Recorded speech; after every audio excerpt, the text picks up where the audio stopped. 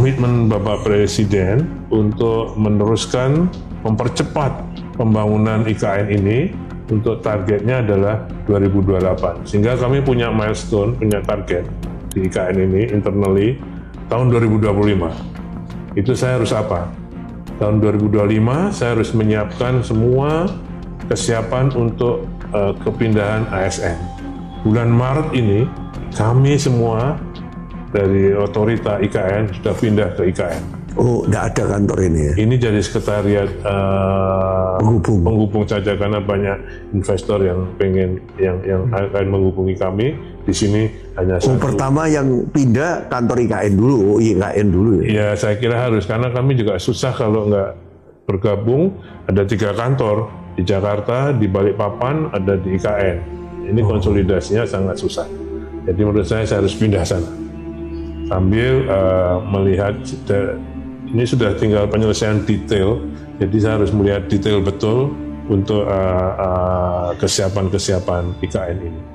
Pak Basuki, ini yang menyebabkan orang ini masih ragu-ragu terhadap IKN. Maaf ini kalau pakai bicara bahasa ragu-ragu, kan tersiar komunikasi simpang siur seolah-olah bahwa pemerintahan yang sekarang ini mengurangi ya budget untuk IKN, kemudian bahkan ada berita dibekukan dan sebagainya. Sebetulnya kebenarannya kayak apa itu, Pak? Saya kira itu sangat tidak betul. Nyatanya kami di otorita ini disiapkan anggarannya dan lebih besar dari sebelumnya atau gimana? Saya kira sesuai dengan porsinya untuk penyelesaian, karena itu sesuai dengan usulan kami. Jadi 2025 2028 memang dari dulu saya direncanakan segitu ya segitu. Ya, karena perintahnya Bapak Presiden untuk menyelesaikan ekosistem yudikatif dan legislatif, kami hitung total kebutuhannya 48,8 itu. Oh, itu bukan dihitung pada waktu pemerintahan yang lalu belum? Enggak. Oh, yang sekarang. Yang sekarang. Dan beliau siapkan itu. Nah, kalau yang mungkin ada berita itu karena tadi saya sampaikan bahwa kelanjutan pembangunan IKN ini ada di 2 institusi. Untuk melanjutkan dan menyelesaikan itu di Kementerian PU. Untuk yang baru di otorita. Nah, yang menyampaikan itu kan mungkin Bapak Menteri PU, mungkin yang bisa. Tapi sekarang sudah ada. Oh, jadi berita yang tersebar itu adalah ya memang kalau di PU memang bukan tugasnya lagi untuk membangun tahap 2 ini, Pak ya? Iya. Memang di IKN. Iya. Oh, IKN. Oh, itu kesalahanmengertian yang pertama. Kemudian yang kedua, Pak, kalau mau undang investor itu kan juga lihat ya, Pak ya, wajar ya. Kalau lihat aku invest ini baliknya kapan kan gitu kan, ada perhitungannya. Dan kalau yang masuk yang pertama apa itu tadi PKUM ya, KPBU.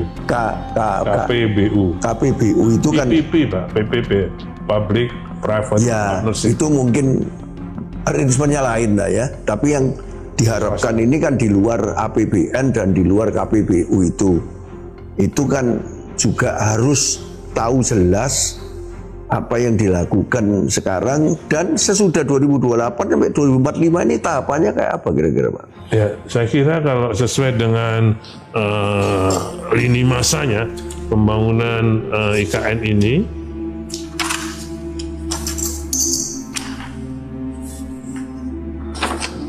oke, 2022-2024 itu pemindahan tahap awal.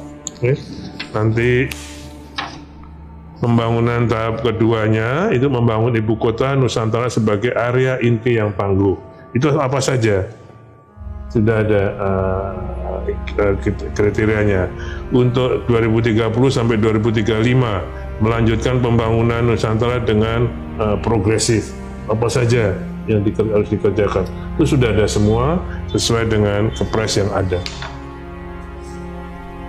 Nah, diharapkan ekonomi di sana itu mulai jalan yang non pemerintah. Ini tentunya kan kalau swasta itu ngelihat yang non pemerintah itu mulai tahun berapa kalau menurut 2028. Pada saat ibu kota menjadi ibu kota politik. Mestinya jalan itu sudah ya. Diharapkan legislatif sudah di situ, iya, yudikatif di situ, eksekutif di sana. Mau tidak mau itu pada waktu itu sudah berapa ribu orang ada di sana. Kalau lihat dari rencananya, paling enggak yang dari government. Jadi untuk tahun 2028 kira-kira antara 800.000 orang. 800.000 sebetulnya sudah merupakan kota kecil Pak ya, Oh iya, yang bisa hidup. Saya dulu tahun 84 pindah ke Kupang, itu nggak sampai 100.000. Oke. Sekarang sudah lebih dari 200.000 mungkin.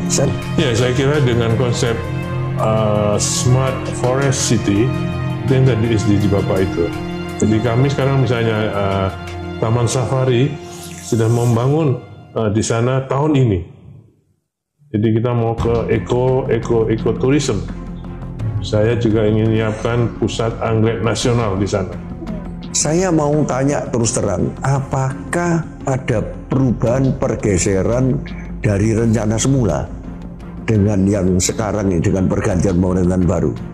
Nggak ada. Saya kira nggak ada, karena ini basicnya ini tadi, ini masa pembangunan berdasarkan perpres yang sudah ada. Dan itu tetap kita lanjut. Dan rencananya nggak ada yang meleset? Insya Allah nggak. Tapi kan tersebar bahwa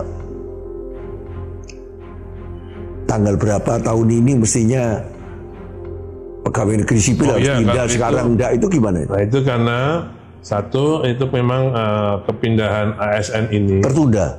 Ya, karena juga macam-macam awalnya memang kesiapan infrastrukturnya yang belum pada saat awalnya. Nah sekarang sudah siap, tapi juga karena adanya perubahan nomenklatur dari dari jumlah kementerian yang lebih banyak, sehingga masing-masing kementerian masih mengkonsolidasikan diri ke dalam sebelum kepindahannya di sana. Otomatis kantor eksekutifnya mesti tambah tuh Pak? Iya, makanya itu lagi kami punya 4 kantor Kemenko, yang masing-masing Kemenko mempunyai 4 tower, jadi punya 16 tower kita. Sekarang 7 Kemenko ini Pak? Iya, makanya gini sudah juga dipikirkan oleh Ibu Menteri Pan RB nyusunnya, mana-mana yang harus pindah, mana-mana yang belum. Jadi membuat prioritasisasi kepindahan ASN.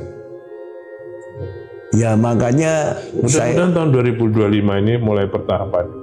Makanya kami mendahului ke sana untuk menyiapkan.